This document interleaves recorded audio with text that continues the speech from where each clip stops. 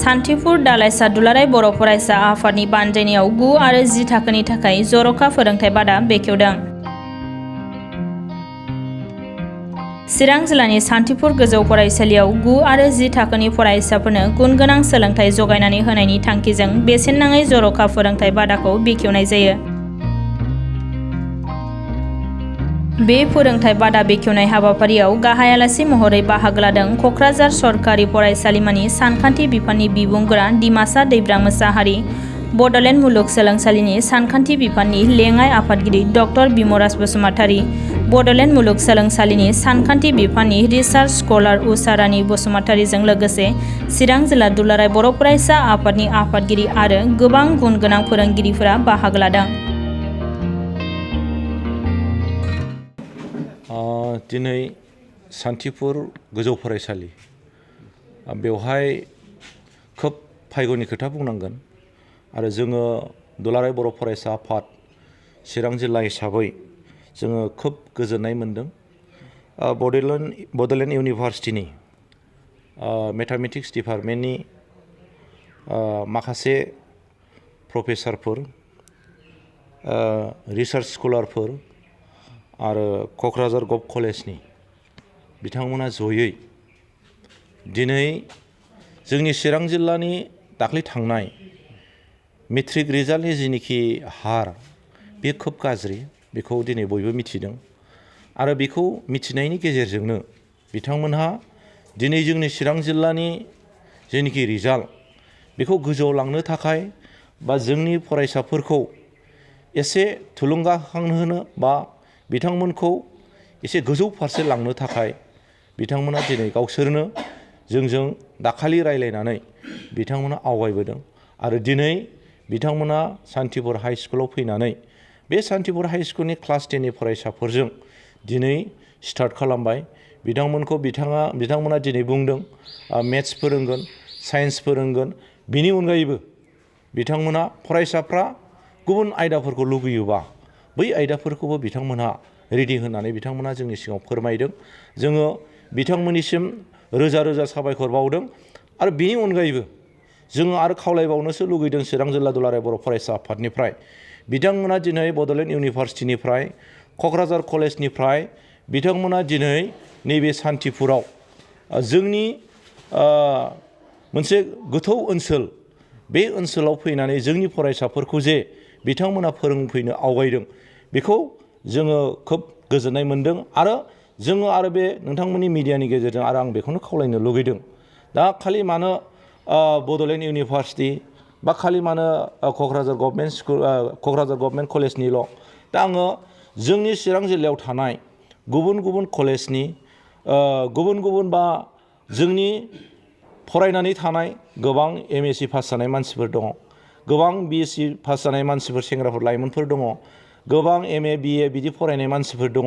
आङो बिथांमोनखौबो आरो दिनैनि थारिखआव खावलायनो लुगैदों जोंनि चिरां जिल्लानि मोजां फिथाइनि थाखाय, मोजां रिजाल्टनि थाखाय बै जोंनि चिरां जिल्लायाव थाखानाय लाइमोनफ्राबो जाहाथे नैबेबायदि हाबाफारियाव जोंजों बा दुलाराय बर' फरायसा आफादजों बा जों दुलाराय बर' फरायसा आफादजों नङाबाबो बै फरायसालिफोरजों इन्सटिटिउसननि हेडफोरजों रायलायनानै जाहाथे खालि माने 10निल' खोथा नङा, 9खौबो हागोन, ME स्कुलनिखौबो हागोन, LP स्कुलनिखौबो हागोन, जाय जेराव जाय लेभेलाव हायो बै फरायसाफोरखौबो फोरोंनो सोरबा जोंनि माने इन्टारेस्टेड बा गोसो गुदुं मानसिफ्रा फरायसाफ्रा जायफोर माने मोजां मोनसे फरायनानै थानाय मानसिफोर बिथांमोना आवगायोबा जोङो बिथांमोनखौ खोब बरायगोन आरो बिथांमोननि थाखाय बिथांमोना जोंनि मदद लुगैबा जोंबो मदद खालामनो हागोन आरो बिथांमोना डाइरेक्ट बबेबा स्कुलजों थोंजोङै लोगो लानानै खामानि मावोबा बिनि थाखायबो जोङो बिथांमोनखौ खावलायगोन। दा आङो गोबां खोथा बिदि बुंनो सानासै, आङो बेखौनो खावलायगोन। जायफोर फरायसाफोर बिथांमोनखौ माबायदि बाहागो लाफैजानो खावलायहरो?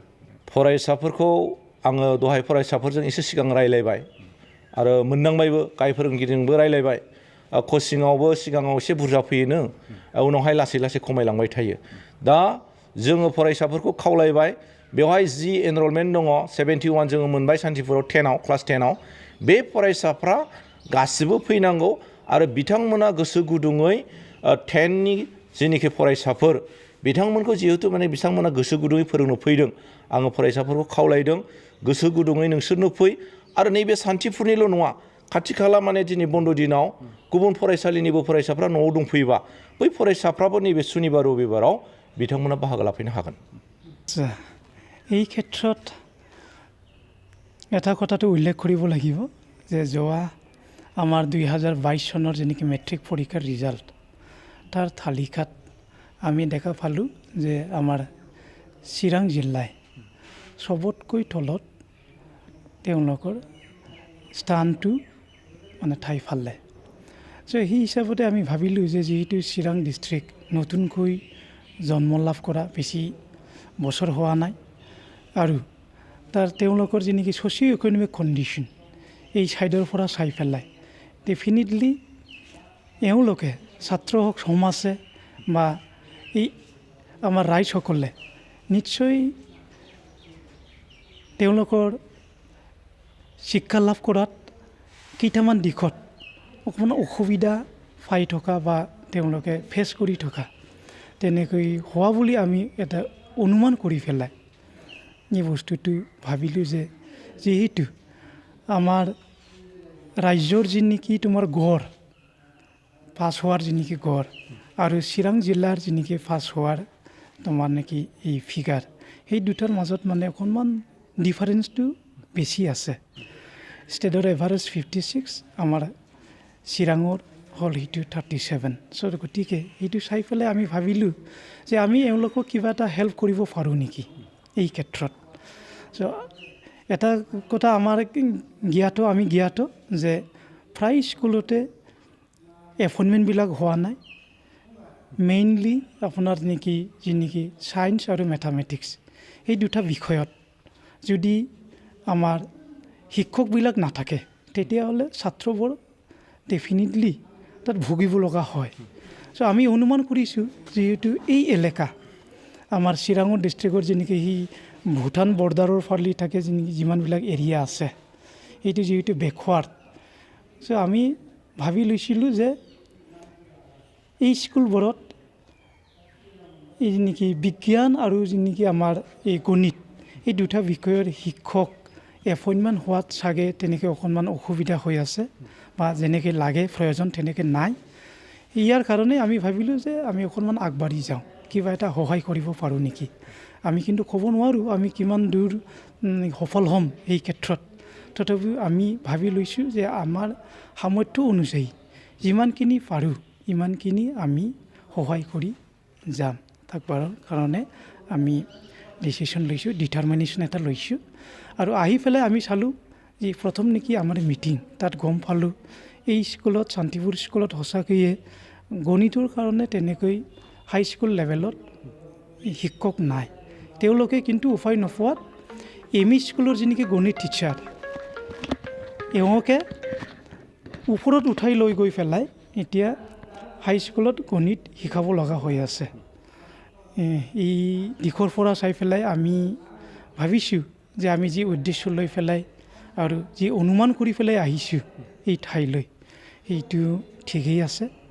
পিছলৈকে এই উদ্দেশ্যটো আগত লৈ পেলাই আমি আগবাঢ়ি যাবলৈ চেষ্টা কৰিম। তাতে মোৰ এটাই অনুৰোধ আমি এতিয়া খুব কম সংখ্যক মানুহে আজি আহিবলৈ ইয়াত সক্ষম হৈছোঁ কাৰণ আমাৰ হিউমেন ৰিচোৰ্চ অকণমান কম আমাৰ গ্ৰুপত। এতিয়া আমি 5-6 জনেই আছোঁ। মই আশা কৰিম যে যিহেতু আমি এটা উদ্দেশ্য লৈ পেলাই এই ঠাইলৈকে এই বেকৱাৰ্ড প্লেচলৈকে আহিছোঁ। চ' এই অঞ্চলৰ